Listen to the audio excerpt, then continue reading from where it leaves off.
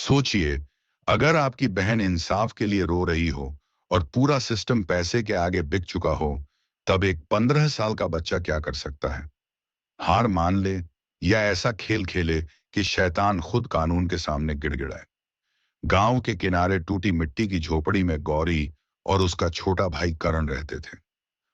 माँ बाप की मौत एक कार हादसे में हुई थी और उस दिन के बाद जैसे जिंदगी ने दोनों से मुस्कुराना छीन लिया था। कई रातें ऐसी होती जब दोनों बिना खाना खाए सिर्फ पानी पीकर सो जाते। लेकिन गरीबी से बड़ी चीज थी दोनों का रिश्ता। करण अक्सर कहता, दुनिया हमें भूखा रख सकती है दीदी, लेकिन झुका नहीं सकती गौरी। पास के अमीर कारोबारी महेंद्र चौधरी के बंगले में झाड़ू पोछा करती थी, बाहर से समाज सेवी, भीतर से दरिंदा। उसकी नजर कब से गौरी पर थी। एक दिन उसने मुस्कुराकर कहा, गौरी गरीबी छोड़ दे, मेरे साथ रह, रानी बनाकर रखूंगा। गौरी ने सीधा जवाब दिया, रोटी भूख से लड़कर कमा लूंगी लेकिन इज्जत बेचकर नहीं। उस दिन महेंद्र की आंखों में चोट नहीं बदला, उतर आया। कुछ दिन बाद शाम को उसने गौरी को कमरे में बुलाया, दरवाजा बंद किया और उसे बिस्तर पर पटक दिया। गौरी चीखी, लड़ी, धक्का दिया और किसी तरह भाग निकली। थाने गई मगर वहां दारोगा ने फाइल बंद करते हुए कहा, महेंद्र चौधरी पर उंगली उठाने से पहले सोच लेना। रात को गौरी रोती हुई घर लौटी। कर्ण ने पूछा, क्या हुआ? और जब गौरी ने सब बताया तो 15 साल का वो लड़का पहली बार बच्चे से आदमी बन गया। उसकी आंखों में आंसू थे, पर आवाज पत्थर जैसी, दीदी आज से रोना बंद, अब वो रोएगा। गौरी बोली, हम गरीब हैं कर्ण, वो बहुत बड़ा आदमी है। कर्ण बोला, बड़ा आदमी नहीं, बड़ा अपराधी है, और अपराधी की सबसे बड़ी कमजोरी उसका घमंड होता है। अगले दिन कर्ण गायब था। गौरी डर गई। शाम को लौटा तो उसके हाथ में पुराना फोन था।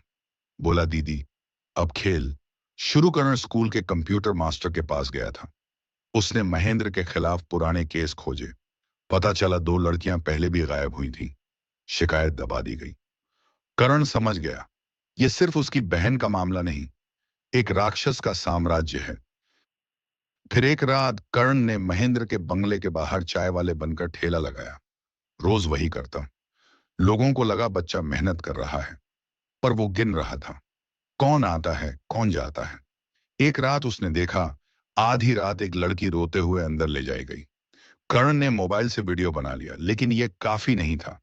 उसे कानून चाहिए था, सबूत चाहिए था, और ऐसा जाल जिसमें महेंद्र खुद फंसे। फिर कहानी में पहला बड़ा ट्विस्ट आया। करण ने गांव के एक रिटायर्ड वकील राघव शास्त्री से मदद मांगी। बूढ़े वकील ने कहा, कानून अंधा नहीं बेटा, बस उसे देखने के लिए सबूत चाहिए। योजना बनी। गौरी ने डरते हुए कहा, अगर उसने हमें मार दिया तो? कर्ण बोला, जो पहले ही डर कर जी रहे हैं उन्हें मरने से डर कैसा। एक दिन गौरी ने महेंद्र को मैसेज भिजवाया, मैं आपकी बात मानने को तैयार हूं, रात को पुराने गोदाम में मिलिए। महेंद्र मुस्कुराया। उसे लगा शिकार खुद जाल में आया, मगर असली जाल कहीं और था। गोदाम में हिडन कैमरा लगे थे।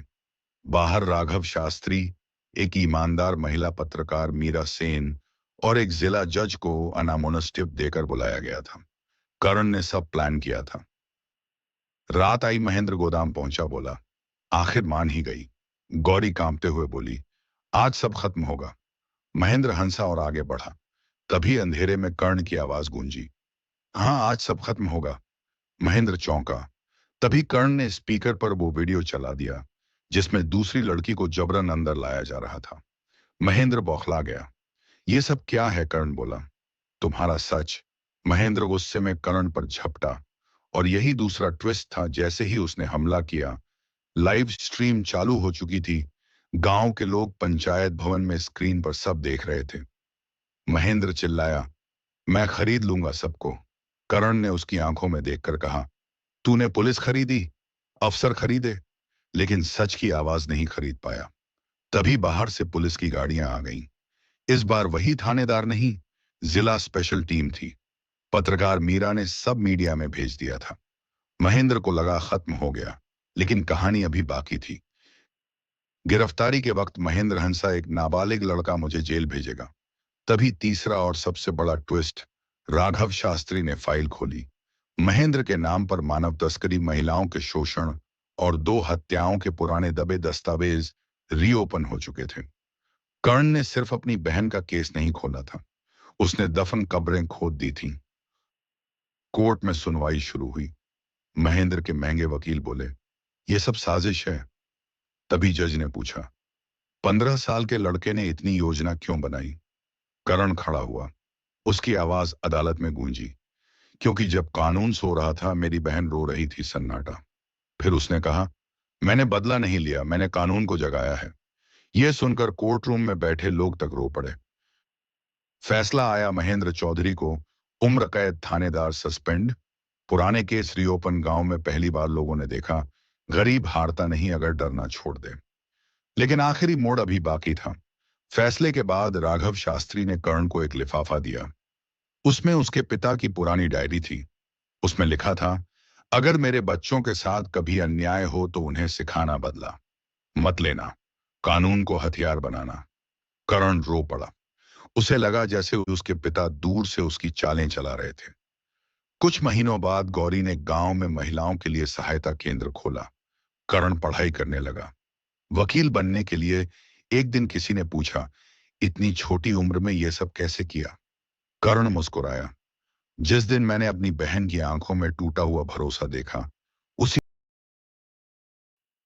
उसी रात जेल में मुझे महेंद्र ने पहली बार रोते हुए कहा, एक मुझे 15 एक साल के 15 लड़के साल ने नहीं हराया, मुझे मेरे पापों ने हराया।